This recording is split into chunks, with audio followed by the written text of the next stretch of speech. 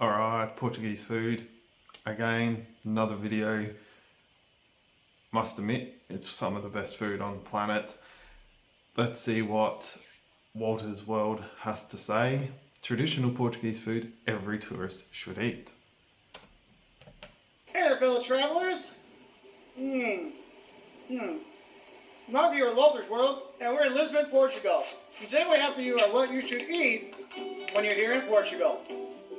And Pastéis de Belém, here in the Belém district of Lisbon, is definitely one of those things.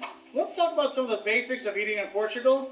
As a tourist, what you should know, lunchtimes, basically like 12 o'clock, the restaurant starts serving. Portuguese tend to go to lunch from 12:30 to about 1:30 they start, and it goes till about 3.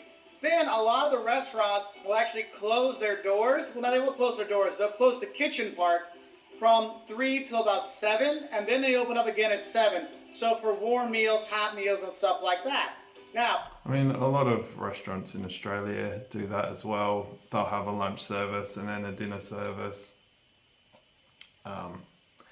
It's not a big deal. I mean, if you're in a tourist centre, you know, some restaurants just keep going all day, but...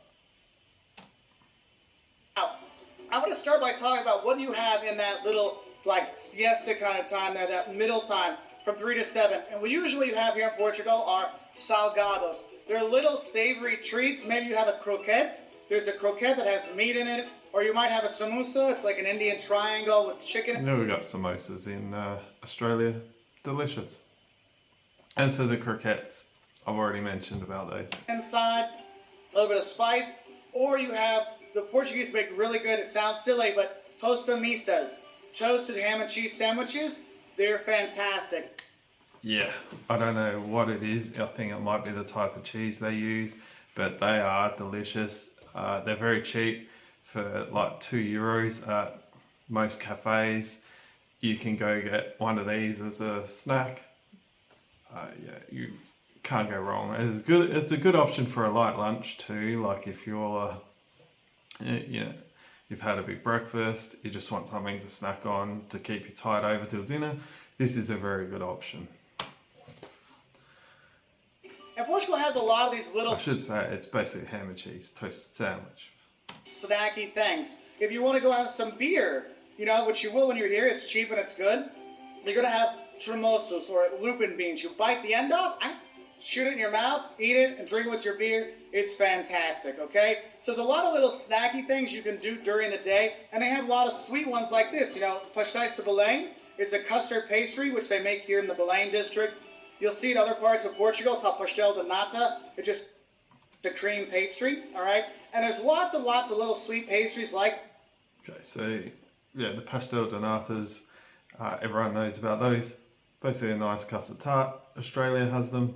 I kind of prefer Australia's version, but you know, the Portuguese custard tart, still very good. This in Portugal, made from basically egg, milk, and sugar. And basically anywhere you go, Aveiro has their own kind, Sintra has their own kind, you go down to the Algarve, they all have variations on the egg, sugar, milk, you know, dessert. Yeah, a lot of, you know, like in Australia, regions do different things with ingredients, and you know, every place tries to add their own little touch. It's the way you get clientele to come back. So yeah, they're all pretty similar though, just with some minor changes. All equally delicious. You're gonna have those that they make for a great little snack. Another little snack you'll have here in Portugal is coffee. They love their coffee here. So coffee is the most important meal of the day. Make sure you get some. It comes in a little beaker, a little tiny cup. It's fantastic. It's like espresso, so just be ready for it, okay? Now, what about... So what you will find is they don't do takeaway coffees here. Not like in Australia, you walk into your local cafe, bakery, and you gotta line up out the door, and then you walk away with your takeaway cup. They don't do that here. So a lot of people will walk in, they'll get their little espresso, they'll sit there, drink it for 2 minutes, down it like a shot, and away they go. It's one little bit of a cultural difference. I struggle with because I like buying my takeaway coffee. It's was one of my favourite things, and I would take it to work with me. Sacrifices we make, right? So I've had to adjust. The other problem too is a lot of cafes, especially smaller cafes, may only offer those little coffees. So if you're into your lattes, flat whites, cappuccinos, you could be completely out of luck in some villages. So you got to be prepared that that might be all you get. So I would build up your tolerance for that kind of coffee if you really need a caffeine fix. What's some of the real foods you want to have when you're here? Because you know what? I want to get here. Mark, I've seen your videos. You were skinny when you got to Portugal, and you were fat when you left. What happened? The food happened. And obviously, the biggest thing you want to eat here in Portugal is the seafood. It is fantastic. They have lots of shellfish, you know, crab or shrimp and these kind of things. You have those, but a lot of times you'll have those and mixed in other dishes. One of the biggest ones I like is called arroz de marisco, or seafood rice. In it, it's kind of like a rice stew with all kinds of different stuff in there. Shrimp and fish and shellfish and all kinds of stuff, and it is fantastic. Another one that's kind of related into that little shrimpy fun stuff is a sorda, or as my Portuguese friends call it, a bomba calórica, a calorie bomb. Imagine it's like stuffing you have at Thanksgiving mixed with some wine and a little bit of, you know, well, then throw in some shrimp, and then at the end, crack open a raw egg and kind of stir it up into Looks delicious. I'm gonna have to try that. Put that on my bucket list. it. Now, some of the fish things you should have here is, if you want more traditional fish, the fish of Portugal is bacalhau, or codfish. And there's a saying, a Portuguese wife can cook bacalhau, cod, 365 days a year, and 365 different ways, and their husband will be happy every single time. Tells you a lot about this place, and also how much they love their bacalhau, their codfish. The two ones that I recommend, bacalhau à is one, but my personal favorite is bacalhau con natas, which is torn up, basically shredded bacalhau, and potatoes in a cream sauce, and then they bake it in the oven, literally, anytime. Okay, so there are close to 400 different recipes for bacalhau. There are a few that I have tried that I haven't liked, but there are quite a few big ones where you get like a whole fillet of fish. They're bony, so they do come with the bones. They don't fillet it off the bone for you, but it comes with like either fries or what's the fried potato chips. You know, like the cut portions, so they're not actual potato chips, but fried potatoes in like that chip cut. And they're very, very good. It's like it's covered in olive oil. It's delicious. So everyone has a lot of different ideas on what their favorite is. You can walk into any supermarket and they'll have rows of the dried dehydrated cod and salt that, you know, you've got to take home and you've got to soak for a couple of days to rehydrate it, get the salt off. The funny thing is, I've heard of people just eat that on its own, so it'd be very salty, but each to their own. Time I've had dinners with Portuguese people outside of Portugal, this is what they make, okay? Now, if you don't like cod, the other two fish I recommend you try robalo and dorada, sea bream, sea bass. Yeah, so you can get these anywhere. Heavily popular up in my neck of the woods in northern Portugal. They're a very bony fish, but very delicious. And yeah, you can cook them a number of ways. These kind of fishes, they're fantastic. It's grilled with a little bit of salt on top. It's really good. As you can see, you got potatoes, nice vegetables. They're good dishes. Also, traditional dish, if you're going down to Setúbal, they have what's called chocos, or cuttlefish. Okay, it kind of tastes like octopus, a little bit like calamari. grilled or fried is fantastic. And if you like octopus, they have like an octopus salad you can have here as a starter. Yeah, we've got octopus salad here. You can also buy like 4 grilled octopus meals. Yeah, it's very, very popular. And these are fat octopus too. I know in Australia you can buy the marinara mixes and you get the little baby ones, but here get big portions. So what tasty Portuguese treat is this? Fantastic food here. It's catacoish, and it looks just like the tiny little snails that used to be in my garden here in Lisbon, and they're lovely.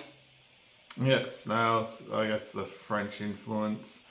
I haven't had any here, but if you're very open-minded, definitely eat them. Don't let the snail turn you off. They are delicious. They're not going to put anything on the menu that's just disgusting. Okay, so they're going to want customers to come back, and so they're going to serve dishes that are nice. You've just got to come with an open mind and not think that it's going to taste like it's just come out the garden. And you know, you're not going to get sick from it either.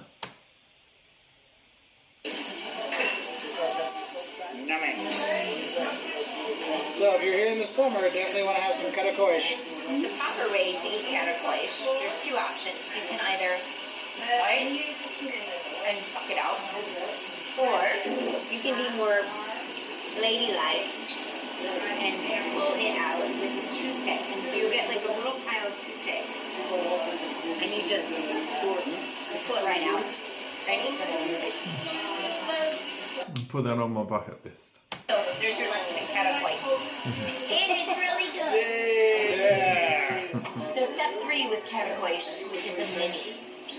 I don't know why they have little tiny bottles, but you always have a little tiny bottle of beer with your snails. So that's part 3. Don't need much of an excuse to have a beer. Why not? But no, Superbock is a very good beer, by the for way. the kids. Now, all this seafood is fantastic and I love, but actually, they do make really good pork here. And my favorite kind of pork here is porco preto, or black pork, sometimes called Iberian pork. They feed it a diet exclusively of acorns, so it has a very distinct flavor, and it is fantastic.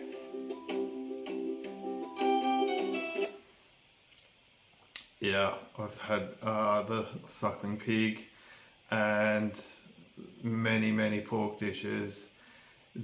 It is fantastic here in Portugal. I thoroughly recommend trying as much as possible to anyone who lives here and is visiting.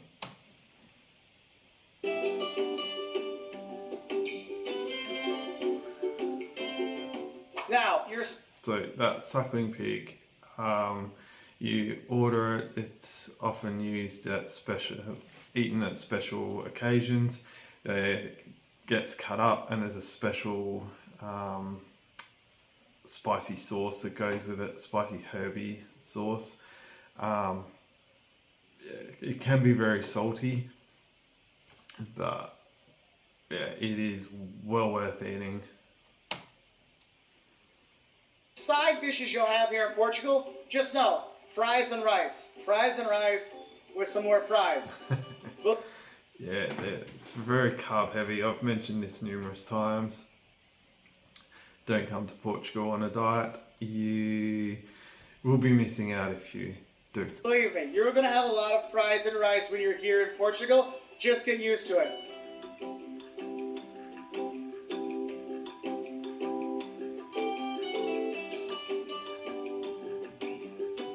Fries and rice, but they got vegetables on the side, so it's healthy. So here we have the rice made with blood and some more sausage and stuff, and we're going to serve up Nuno here. So have a nice time.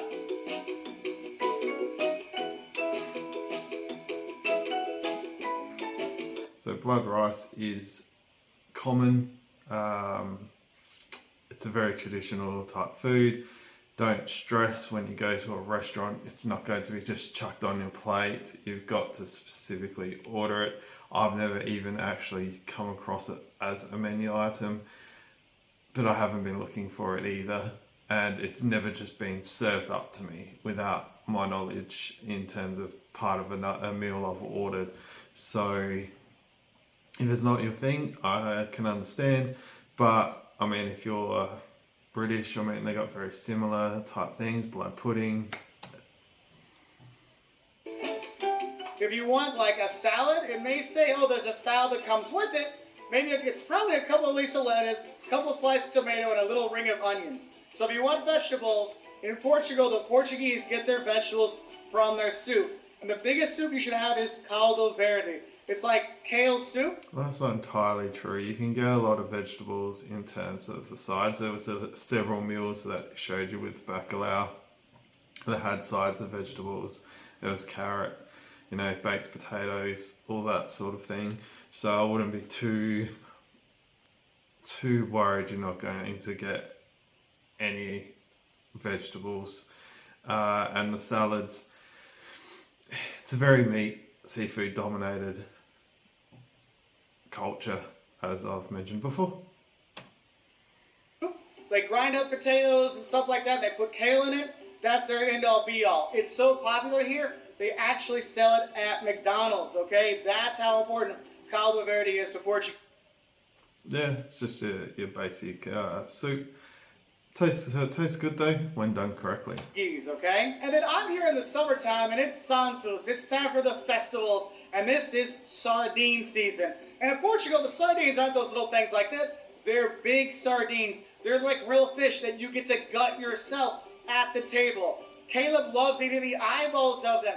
But it is one of those things you have to eat when you're here. You got to get the sardines, okay? If you're going to go head up north and you want to... Okay, so the sardines are very good if you like salty fish. If salt isn't really your thing, you might struggle with it. But a good way to do it, and a lot of people do, is they just scrape the meat off, because the meat just peels away easy enough. Just peel the meat off the bone and then you know, put it onto some bread or just eat it straight. You can't go wrong. A different kind of thing. If you go to Portugal, they're famous for Francesinha, the little French girl.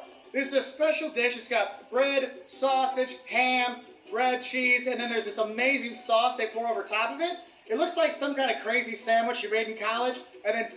Better description than the vegetable Francesinha, well, the vegetable sandwich passed off as a Francesinha in the last video. They are delicious, 100%. Go get one. I mean, you've got to get it fresh, so order it at the restaurant you're eating at, because if you know, like any sandwich that's hot, if you take it away and you're not eating it for another 10-15 minutes because, you know, you've got to travel back to your hotel or back home, it's not going to taste as good and it'll be a bit soggy. Dump a gravy on top of it. It is awesome. And they do sell it all over Portugal now. But if you're going to have it for real, you got to go to Porto and have a Francesinha. Some other things you might want to do when you're here is if you want a little snack, you're going on the street, you're going to see like a little steak sandwich. It's called a bifana, just a little steak sandwich you can get. Or rego no pau, which is like beef and bread. They have those. Those are pretty nice. That's kind of like something you'd buy outside of a bullfight or a soccer match or football. They're basically good street food. They're pretty cheap too, good value for money. Mentioned in the previous video. And you know, it's hard to find food that you won't like, but obviously you've got to be into that sort of food. If you're a vegetarian, vegan, don't know what to tell you. Football match for a little snack when you're going around, things like that. That's a bifana. See, it's just bread, meat, and cheese. So remember, bifana is pork, but prego, that's beef. So don't get confused. Now, what are you going to drink here? Now, obviously, this is Portugal. You're going to drink wine. And the thing is, all the wine... Good. It's one of the biggest wine industries in the world. And they take great pride in their wine.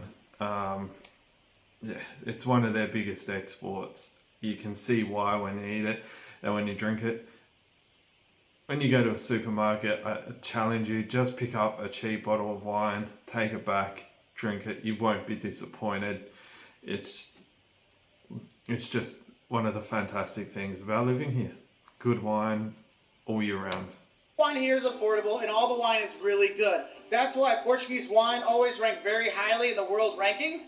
And the one wine I really recommend you drink here is Portuguese green wine, or Vinho Verde. It's a young white wine, so it has a little bit of bubble. Think like 25% champagne, 25% white wine, and you drink it really, really cold, and it's fantastic. But you can drink any of the... I'm more of a red wine drinker. I've had Vinho Verde, and I mean, it's okay.